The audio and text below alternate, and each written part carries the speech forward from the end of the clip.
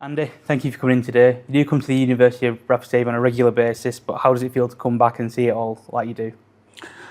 Yeah, it's always a real pleasure coming back to Bradford City because I grew up in the city, and every time I get a chance to come to the stadium itself, it reminds me of coming home and being a kid, really, because that's how I discovered Bradford City. Just the lights, being drawn to the floodlights and the game and the atmosphere and the sound of the crowd, and that feeling has never left. So every chance I get, especially doing the radio, it's a great opportunity to just relive my youth again. You're part of some successful teams here as well. What is it like when you think of your memories there? You must have some plenty of positive ones. Oh, amazing memories, amazing. Like even as a schoolboy, I scored. We played Tong when I was playing for St. Bede's Schools in the final, and I scored a goal just in front of the cop. But in my mind, there was no one in it. But in my mind, it was full. So when I got the opportunity many, many years later to play for the club and relive that moment, it's just what every schoolboy dreams of. We've got a lot of our own players playing in the team over the years, and more recently Bobby Pointon. We had Desi Hamilton and Dean Richards. It's one of those fortunate situations that Bradford produces players, and when they are able to go and play for the club, the fans recognise that. What stands out to you the most when you remember your times playing for Bradford City? I'll always remember the crowds, coming down Manningham Lane, and coming down past the ground, into the ground, and, the expectation of the fans really wanting a performance that they can be proud of, and memories of goals, certain goals that were scored. Bobby Campbell, when I was a kid watching Bobby Campbell score against Liverpool, that was a massive game for me. Meeting my idol, Cesc Pod, knowing that Joe Cook went to the same schools as I did, another idol of mine, and seeing legends like Bobby Campbell, Stuart McCall play, those are once in a lifetime opportunities that, as a fan, you never forget. You touched on it there, you did grow up in the area, lived the dream. What was it like growing up in Bradford? Yeah, Bradford was an amazing place back then. Lots going on, vibrant school life, and then having played many games in and around school, having the finals played at Valley Parade, enabled young schoolboy players to dream of playing at Valley Parade. Played for Bradford Boys, which was a big thing. It's still going now, and I'm proud of that fact that I was able to establish myself in the Bradford Boys team, because that really gave me a platform to play and deliver performances with a high level of expectation, but enjoy, playing football at that level. But I just remember like the areas like Fairfax and Manningham and Bowling Park, and playing football in Bowling Park, going to school, coming past on the 680, coming past Manningham Lane up to St. Bede's. It's just all those little things that I suppose only you growing up in Bradford, Lister's Mill, Manningham Park, like those places are legendary to people who have grown up in Bradford. We are talking to you as part of our Black History Month celebrations. I guess, how important is it to educate not only ourselves but each other on the importance of the month? Yeah, I think it's important for everybody to understand the contributions that everybody's made to life in England, and especially the areas you're growing up in. I think it's important to acknowledge that there's been real strives to go forward in trying to employing diversity among the cities in England, and Bradford City has really shown that everybody can work and live together if you're prepared to support each other and be really mindful of the things that need to be done for people to get on. And I guess it's a case of, well, it's good to highlight it in October and learn about it. It's something we need to do all year round, isn't it? Yeah, absolutely. I think we look and acknowledge in October Black History Month, but I think the schools can do a little bit more to educate throughout the year on other things that contribute to diversity in England. So I think Bradford and England do a lot to include, ethnic minority groups and people. It's important that we just don't look at one month as being the dedicated month for that. When you consider that and like the acceptance at Bradford and places in the whole country, how was it like for you getting into football?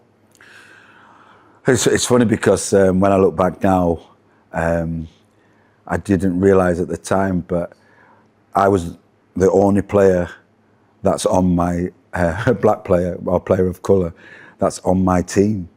So when I look back at the team photographs, I remember one of my friends said to me, did you grow up in an all-white area?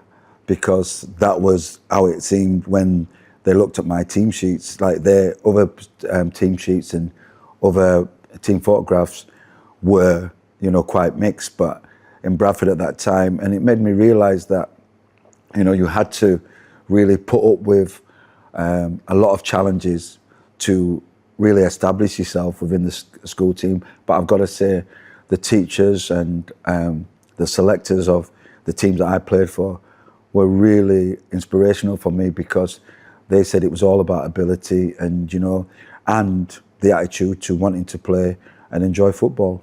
When you consider things like that, just how different was the game back then to what it is now? Oh, it's a completely different game, even in the way that you operate within the game itself. The tackles could come from anywhere back in the day, and if you were a minority player, that could be a way of really making sure that you actually felt that you didn't belong on that pitch. So you had to really stand up and be counted at times, and not really, you could never lose your head. You just had to have a cool head, but make sure your football did the talking. And how much has that impacted you when you had to consider things like that?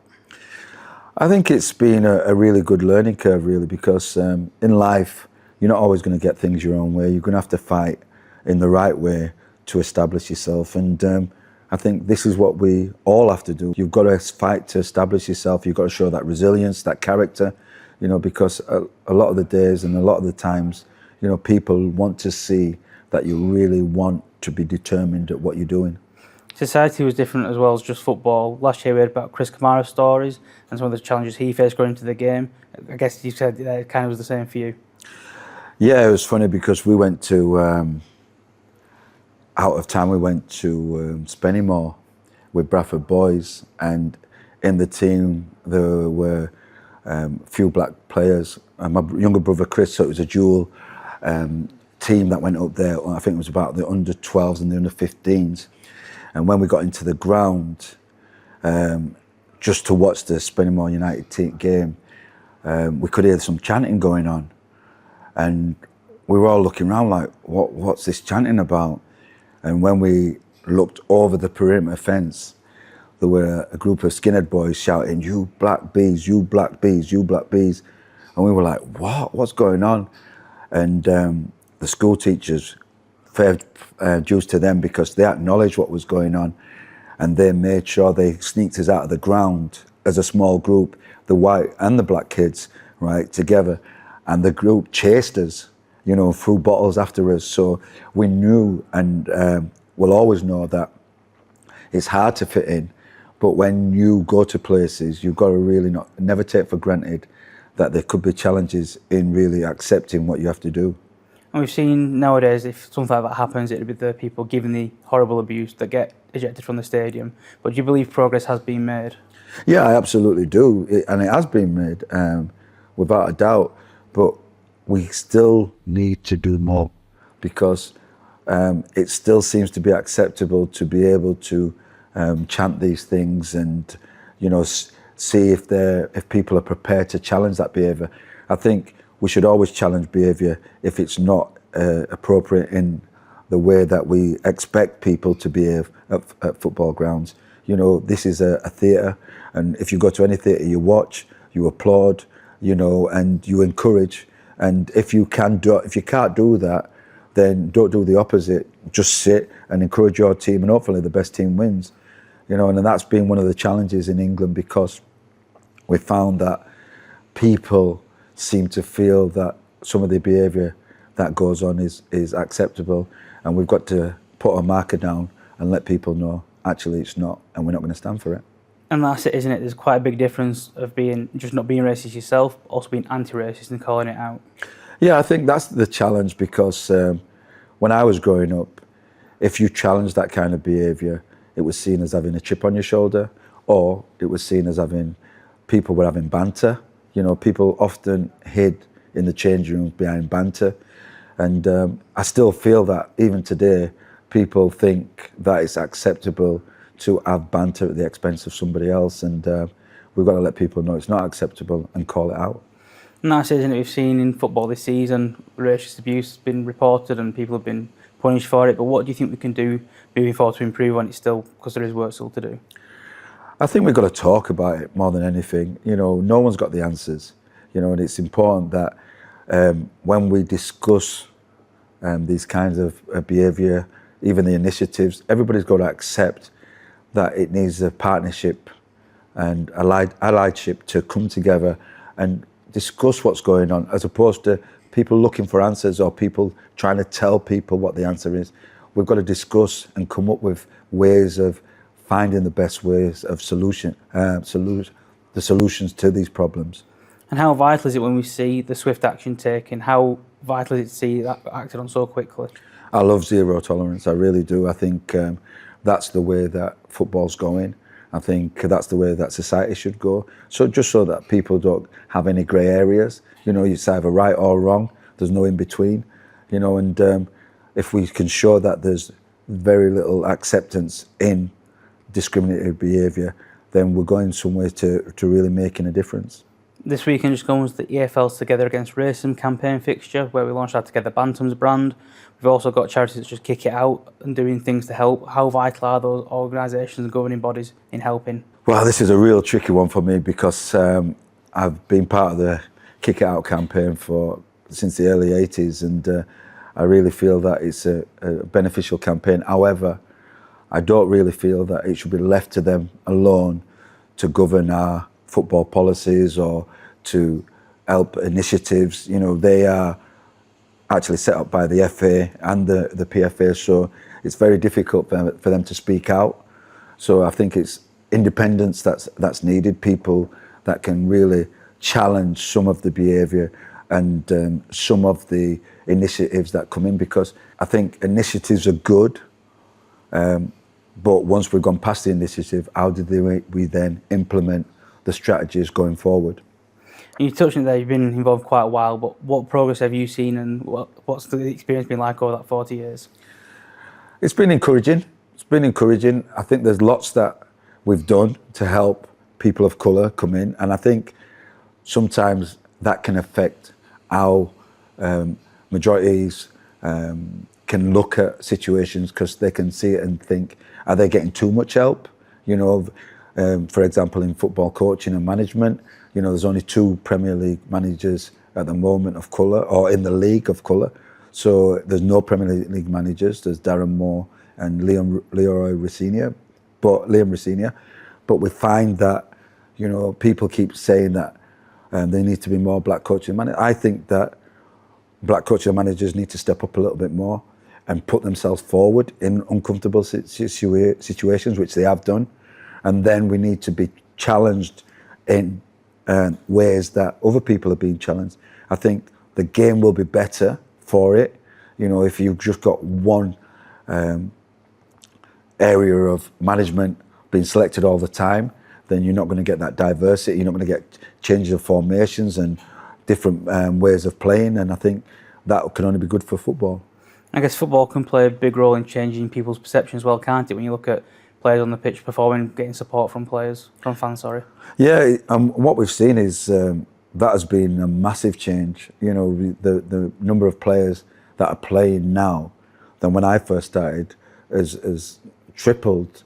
You know, and I think it's 41% or something like that. So it just goes to show you that on the football field there is a lot of diversity. Now is there a chance that we could make it match off the field sometimes in different areas of the pitch, of the stadium and boardroom?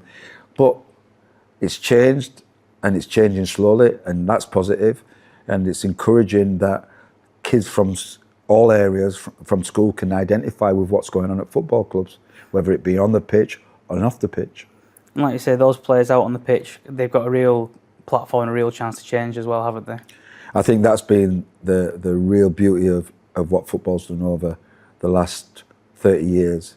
You know, when you now look at the pitch, it's very diverse, and anybody can play from whichever background, from whichever part of the world you come from. So that is, football has shown a real example of how diversity works in a sport where there's a lot of different nationalities. We've talked about the issues still faced today, but it's also important to celebrate Black culture and Black History Month. When you look at your Black role models, is there anyone that stand out to yourself? Yeah, I've touched on Cess Pod, I've touched on Joe Cook, and even in my team of '96, you know, the first player for me that I look at that really made an example moving forward for the future of players, black players at Bradford, was Desi Hamilton. Desi Hamilton scored in the semi-final, and he scored the first goal at Wembley that Bradford City ever played in. So, you know, that's something to be proud of, and that's something that you can tell other players and students around Bradford, that the city of Bradford is proud of the players, whether black or brown or white, whatever nationality you are or colour you are. You know, you will be celebrated if you can have achievements that deserve being celebrated. And outside of football as well, who do you look up to there? Outside of football, I look to people in organisations that have been able to establish over time a real personality of their own that's been developed to enable them to prosper and really be acknowledged as trailblazers. And Uriah Rennie just passed away. He was a referee, one of the first black Premier referees. You know, he's a trailblazer. Ian Wright, trailblazer. You know, you look at players, John Barnes, trailblazer. You know, these players and people, you know, in organisations where it's been very, very difficult to establish yourself. And you've first and foremost, you've got to be good. You know, you're not average. I'm talking about players that have been of outstanding ability. And how much have they inspired you? They've inspired me in times when I felt down. I felt that, you know, the work that's been done is not really being at the level that I would have liked it to be. And it's taken too long for me to maybe do the things that I wanted to do in the way that I wanted to do it. I'm loving life. I love being part of Bradford City. I love the fact that I get to support the club and summarise on a match day, you know, travel and watch. It would have been something I would have done anyway, but I love that I've had that connection as a fan, as a player. You know, I was briefly down here coaching, so it's a wonderful feeling for me to still be part of Bradford City, and you know, I still see my friends when I come to games. When you look at all these people, including yourself, how important is it to use your platforms to not only highlight the issues, but to celebrate greatness and help society stand as one going forward? I think it's important that we speak out, you know, and if we're speaking out in the right ways, then we will get respect at some point, and at that point, maybe we get a chance to change in small part the way that people perceive black people, and hopefully, you know, they acknowledge the fact that we are all one and we are all trying to work together to make the world a better place.